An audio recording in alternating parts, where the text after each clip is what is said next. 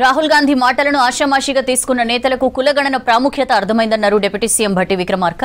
స్వాతంత్ర్యం రాకముందు చేసిన కులగణన మళ్లీ కాంగ్రెస్ అధికారంలోకి వచ్చిన తర్వాత జరిగిందన్నారు. కులగణన చేస్తామని చెప్పిన రాహుల్ గాంధీని చూసి నవ్విన మోదీ అనుకోని పరిస్థితుల్లో కులగణన పూర్తి చేస్తామన్నారని చెప్పారు. రాహుల్ గాంధీ సూచన మేరకు కులగణన జరిగింది కాబట్టే పదవులు దక్కాయన్నారు మంత్రి పొన్నం. గౌడ కులంతో పాటు అన్ని కులాలు ఎదగాలని బీసీలకు 42% రిజర్వేషన్ ఇచ్చామన్నారు PCC chief Mahesh Kumar Goud. Khammam Gouda community hall శంకుస్థాపన కార్యక్రమం నిర్వహించారు. ముఖ్య అతిథిగా హాజరయ్యారు డిప్యూటీ సీఎం భట్టి విక్రమార్క, మంత్రులు పొన్నం ప్రభాకర్, పొంగులేటి శ్రీనివాసరెడ్డి, పీసీసీ చీఫ్ మహేష్. కేవలం 1 సంవత్సర కాలంలో పూర్తి చేయండి రాష్ట్ర కాంగ్రెస్ కమిటీ అధ్యక్షులు వారు చెప్తా ఉన్నారు.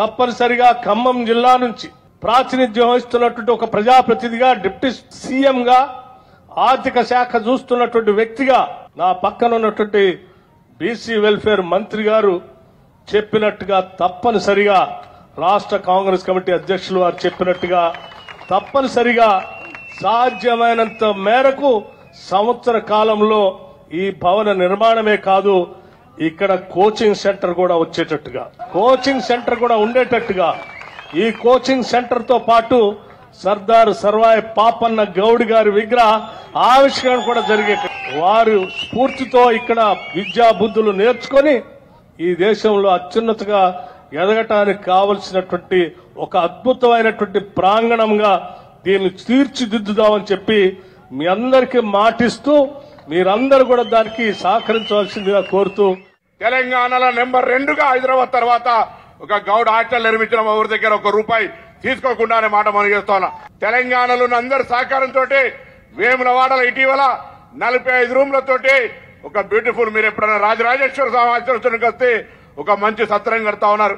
నేను ఇక్కడ వచ్చిన వాళ్ళందరూ కూడా కోరుతా ఉన్నా, మీరు కుల వృత్తిపరంగా చేసే వాళ్ళు చేయండి, కానీ పిల్లలందరినీ కూడా చదువుకు సంబంధించి ఈరోజు ఈ పోటీ ప్రపంచంలో చదువే అన్నిటికీ పరిష్కారం, జ్ఞానమే అన్నిటికీ మార్గదర్శకత్వం అనేటువంటి మాత్రం మర్చిపోకండి దయచేసి.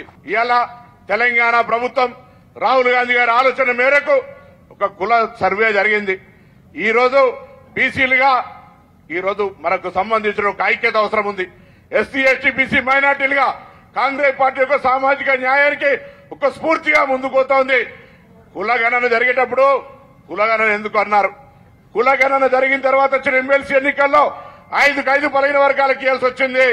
ఇవాళ కూడా సామాజిక న్యాయం పేరు మీద కాంగ్రెస్ తోటి మాత్రమే సాధ్యమైందని నిన్నటి మంత్రివర్గ విస్తరణ కూడా అందరికి కూడా ఒక అవకాశం ఇచ్చినది.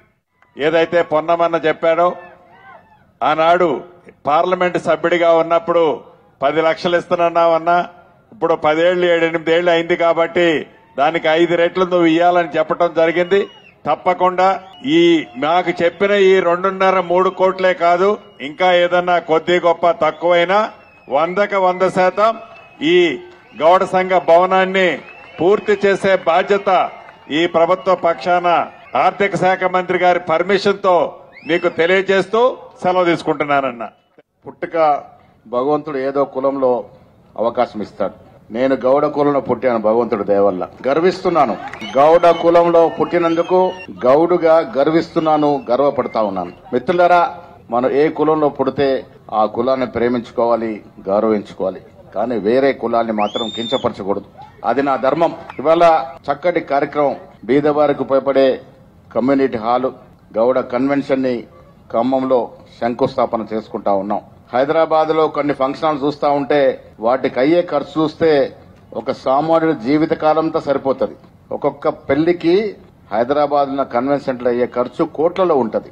ఇక్కడ బీదవారికి ఉపయోగపడే విధంగా ఒక కన్వెన్షన్ హాల్ కట్టి తక్కువ ధరలో బీదవారికి ఇవ్వడానికి నిర్ణయం చేసినందుకు అది హర్షించదగ్గ విషయం. మన తర్వాత వచ్చే తరాలకి ఇలా సత్రాలు, కన్వెన్షన్స్ అన్ని కూడా ఇవాళ మనం కడితే మనకంటే ఎక్కువ మన వెనుక వచ్చే తరాలకు ఉపయోగపడతాయి.